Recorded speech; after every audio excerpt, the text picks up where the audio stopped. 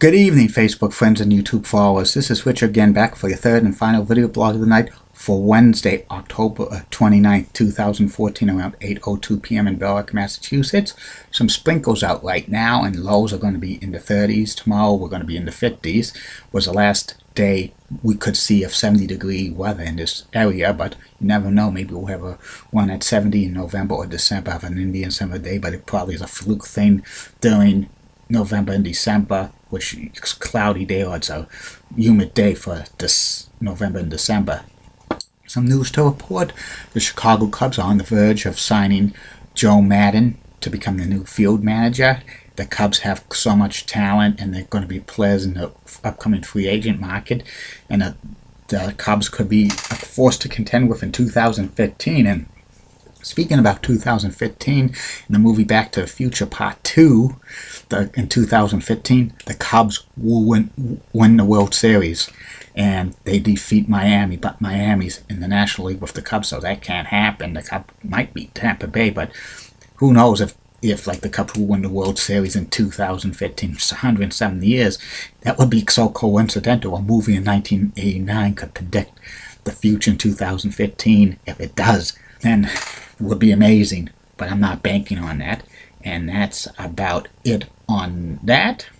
My third and final video blog subject of the night is about Monday Night Baseball on ABC.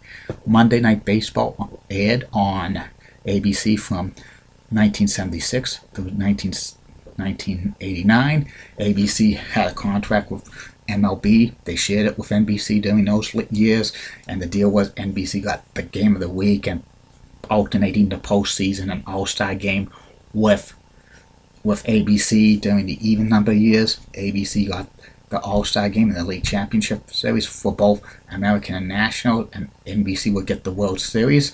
And the odd years, the roles would be reversed for the next 14 years into 1989. ABC actually started broadcasting baseball games as early as 1953, and they only broadcast a limited amount of teams back then. They actually broadcast the 1959 National League Playoff Series between the Milwaukee Braves and the Los Angeles Dodgers, because back then the only teams that made the World Series were the pennant winners, and they had a best-of-3 playoff, which was won by the Dodgers. 1960 and 1961, ABC carried Major League Baseball games, but it was just teams in the West Coast like the Dodgers and the Giants and the Kansas City A's, and ratings for those games weren't that great. Jack Buck did the games for them. And in 1965, ABC got rights to the Major League Baseball Game of the Week, and they paid $5.7 million for 28 games that were to be out on Saturdays and holidays, just like Memorial Day, 4th of July, and Labor Day. And 18 out of the 20 Major League teams appeared on ABC's Game of the Week. The only two teams that didn't play, were not slated, didn't have to play on it, was the New York Yankees, which they had the Yankees Game of the Week for CBS. CBS owned the Yankees at the time, and the Philadelphia Phillies. Philadelphia Phillies had a separate contract with a syndicator that prevented any network from showing Philadelphia Phillies games. And the pregame show was hosted by Howard Cosell, and ABC broadcast 3 regional games each Saturday and holiday. And the main play-by-play announcers was Chris Schinkel, Merv Harmon, and Keith Jackson, but from time to time Ken Coleman would be a substitute for either one of them. And the color men were Leo Gerosa, Jackie Robinson, and Tommy Hendricks, but once in a while Warren Spahn or somebody else would do the color analyst. And the ratings for these games were poor because ABC blacked out games in the home market. So say if Boston Red Sox were playing on ABC in 1965, the local television station WANC 7, which was an ABC affiliate back in 1965, could not show the game. You would have to go to New Hampshire or Providence, Rhode Island, to see the game if you were a Red Sox fan, because they didn't black out the games because they were not the home market. And ABC's ratings were poor. Plus, they were being beaten by the Yankees games of the week on CBS by a wide margin. And ABC had a contract for 1966 to broadcast Major League Baseball games, but they declined the option for the game of the week. That opened up NBC to take the game of the week rights from ABC and run with it for the next 24 years. For 10 years, ABC was shut out of Major League Baseball. They didn't even broadcast it.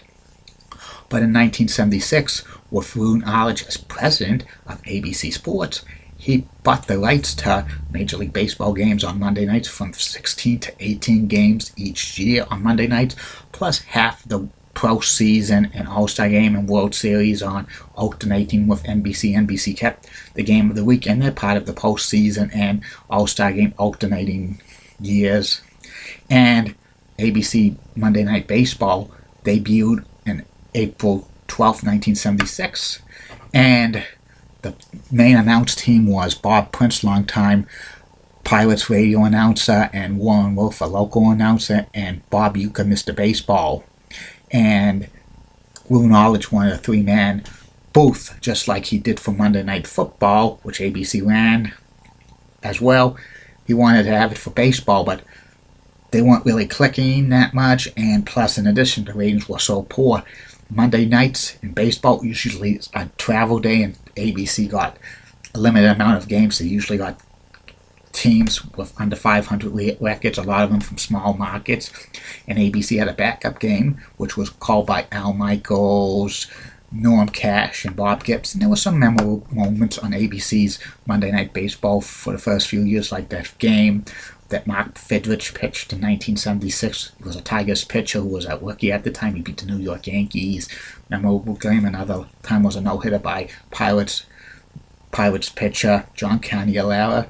By the League Championship Series in 1976, Roone Arledge fired Bob Prince from the A-team, and he removed Warren Wolf from the A-team as well. He says that Bob Prince wasn't clicking with the audience, and Warren Wolf wasn't really a good announcer in its place. Keith Jackson and Howard Cosell were put on the A-team. Keith Jackson was the main play-by-play announcer for ABC Sports, and Howard Cosell was like the biggest name on ABC Sports. A lot of people criticized that because Keith Jackson really didn't know too much about baseball, even though he did 11 years ago, and Howard Cosell made bad comments about how the baseball game was played. But, even Major League Baseball were threatening to terminate the contract of ABC Monday Night Baseball and the package. They were going to give it to NBC, but Roone Arledge and talked to Bowie Kuhn saying Howard Cosell if he's going to work on Monday Night Baseball on his boss, he's going to do it. And he did it. People had no problem with that, and ratings took off. In 1977, ABC carried the first ever World Series on their network. It was a memorable World Series between Yankees and Dodgers, Game 6, where Reggie Jackson hit those 3 home runs straight. And also, the ratings continued to grow. By 1979, ABC limited the amount of Monday Night Baseball games to like maybe a half dozen or so. They started in June because they were losing a lot of momentum for sweeps months, because sweeps months in May, and 4 games a month.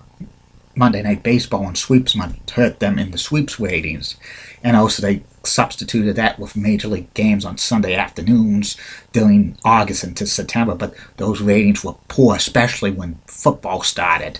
And there were some changes on the broadcast team. Don Drysdale came in as an announcer in 1979, and in the 1979 World Series, Al Michaels did some of the games from Pittsburgh, and Keith Jackson did the games in Baltimore. It was Baltimore-Pittsburgh in the World Series, and Keith Jackson missed some games because of college football and stuff like that. And a lot of critics were saying, why don't you put Al Michaels as an ABC, put Al Michaels as number 1 play-by-play announcer in baseball, because he had announced baseball in the past for the Reds and the Giants, but Keith Jackson was the star of ABC Sports back then, and Roone Arledge says who's going to keep him on. And also, there were some changes. The ABC carried that one-game playoff in 1978 with the Red Sox and the Yankees for the AL East title. You know, the Yankees won that game. And in 1980, ABC's they had a new contract with Major League Baseball to continue on, but ABC only carried 5 Monday Night Baseball games, and the rest were like in August and September. And the ratings were starting to slide and stuff like that. And they had some memorable games. 1980 postseason, the Astros and Phillies classic game, Game 5. That's one of the greatest games ever played. 1981, there was a baseball strike, and ABC lost a lot of money because of it. They only showed 3 Major League Baseball games during the regular season on Monday Night Baseball, and they made it up because when they had to have a division series. They got the American League Division Series rights, while NBC got the National League Division Series rights for that 1 year, so they made up something. And then the World Series was the Yankees and the Dodgers. And again, Al Michaels called the games in Los Angeles, and Keith Jackson called the games in New York. 1982 was the last year Keith Jackson was on Monday Night Baseball as the number one play-by-play announcer. And because Al Michaels was getting to be more popular at baseball, and 1982 was also the year that they let Don Drysdale go, but they hired him back. And in 1983, Al Michaels was named the number one announcer for ABC's Monday Night Baseball and the World Series, which was a good move. A lot of people were saying, why did ABC take this sweet time? Even TV Guide criticized that a football guy on baseball. That's what they criticized. Keith Jackson was the number one announcer for MLB on ABC Monday Night Baseball. Keith Jackson was the biggest star on ABC Sports play-by-play announcer. When I always thought he needed this big star on a big property like Major League Baseball. And the ratings continued and stuff like that. In 1984, ABC signed a 6-year contract with Major League Baseball with NBC to continue on with the Game of the Week on NBC, Monday Night Baseball on ABC, plus splitting the postseason, and they got over $1 billion. And then ABC started to drop most of their Major League games, still having a handful of games on Monday Night Baseball, and the ratings weren't that great. And there was talk that ABC only cared about the postseason, which the ratings were pretty good and stuff like that. And in 1985, they dropped Howard Cosell from broadcasting the games because he put out a controversial book. And replacing Howard Cosell on the A-team was former MLB pitcher Jim Palmer and former MLB catcher Tim McCarver. And Al Michaels, Tim McCarver, and Jim Palmer made a great 3-man booth for ABC. They broadcast 3 World Series, 1985, 1987, and 1989. Also, the backup announcing role for Monday Night Baseball went through a lot of them.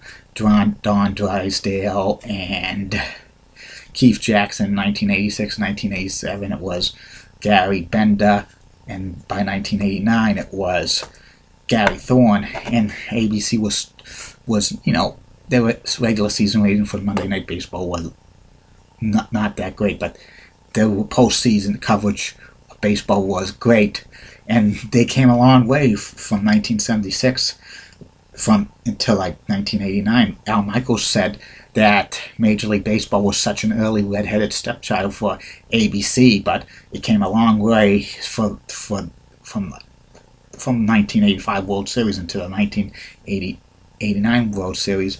ABC broadcast Major League Baseball pretty good. 1988, there was a new television contract up for Major League Baseball. There was rumors ABC was going to take the entire package, even the Game of the Week and the whole World Series, but that wasn't meant to be because CBS came up with exclusively an offer they couldn't refuse for Major League Baseball that scaled back the Game of the Week and eliminated primetime baseball.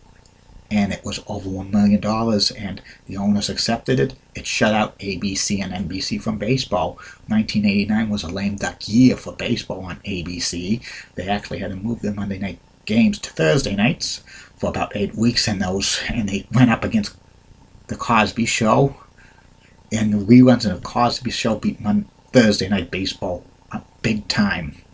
And then 1989 World Series was the last World Series that ABC televised in full, and that was the famous Earthquake Series in Game 3 of the 1989 World Series, October 17th, 1989, when it was showing highlights of Game 2 of the World Series between A's and Giants at 8:04 p.m. Eastern Time, 5:04 in the Pacific Time. So something shaked. It was an earthquake, and the thing was off. And then they said they lost power, and Al Michaels actually won an award for coverage of the earthquake in 1989.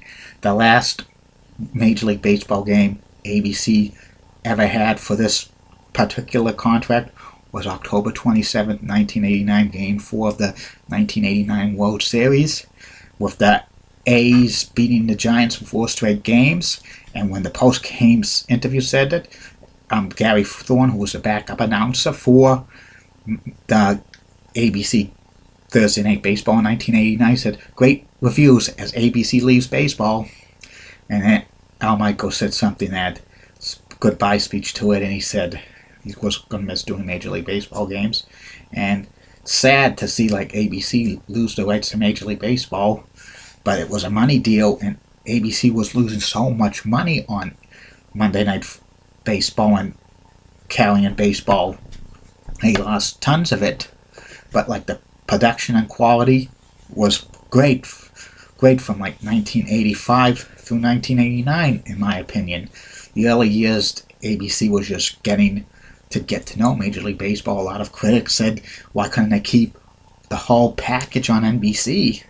I think it was money, plus I think Lou Knowledge had innovations for Major League Baseball. He had a lot of innovations for the other sports. He did with the Olympic Games, Monday Night Football, and Wide World of Sports. He thought he could do a lot of innovating stuff for baseball. He tried, but it was always panned and stuff. But ABC got better doing it as the years went on. It was just such a shame that ABC couldn't continue Major League Baseball games after 1989 in the present form. And, I don't know how they would have done if they got exclusively to the Major League Baseball game of the week and stuff. They probably would have to water it down and stuff. They probably wouldn't have to show it after like August, because they had commitments to college football and the whole playoffs. And this is when ABC started to have ESPN. I think the public didn't want to see like some League Championship Series games back in 1990 on cable. They weren't ready for that, but ABC would have probably done it if they got exclusively to Major League Baseball in 1990. And that's about it. Well, I'll be back later. Facebook friends and YouTube followers tomorrow for 3 more video blogs. I can't say what they are because I have time constrictions. Have a good night, Facebook friends and YouTube followers. See you tomorrow.